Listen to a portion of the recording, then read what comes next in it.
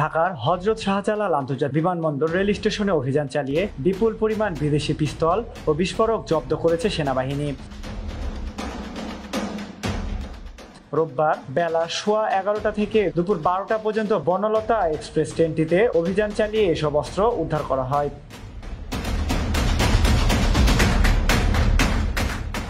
আইনশৃঙ্খলা বাহিনী সূত্রে জানা যায়, রাজশাহী থেকে ছেড়ে আসা বনলতা এক্সপ্রেস ট্রেনে অভিযান চালায় সেনাবাহিনী। এ সময় ট্রেনের নির্দিষ্ট একটি বগি তল্লাশি করে 8টি বিদেশি পিস্তল, 16টি ম্যাগাজিন, 26 রাউন্ড অ্যামুনিশন, 2 কেজি 300 গ্রাম গান পাউডার এবং 2 কেজি 200 গ্রাম প্লাস্টিক বিস্ফোরক উদ্ধার করা হয়।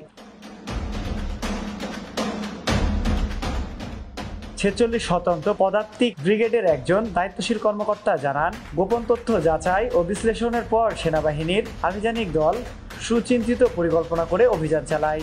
সেনা সদস্যের দ্রুত পদক্ষেপ, পেশাদার দক্ষতা ও কৌশলগত দক্ষতার ফলে অল্প সময়ের মধ্যে এত বিপুল পরিমাণ শস্ত্র উদ্ধার করে অভিযানটি নির্বিঘ্নে সম্পন্ন হয়। উদ্ধারকৃত অস্ত্র ও বিস্ফোরক দ্রব্য পরবর্তী আইনগত প্রক্রিয়ার জন্য কমলাপুর রেলওয়ে স্টেশন পুলিশের কাছে হস্তান্তর করা হয়েছে বলেও জানান তিনি।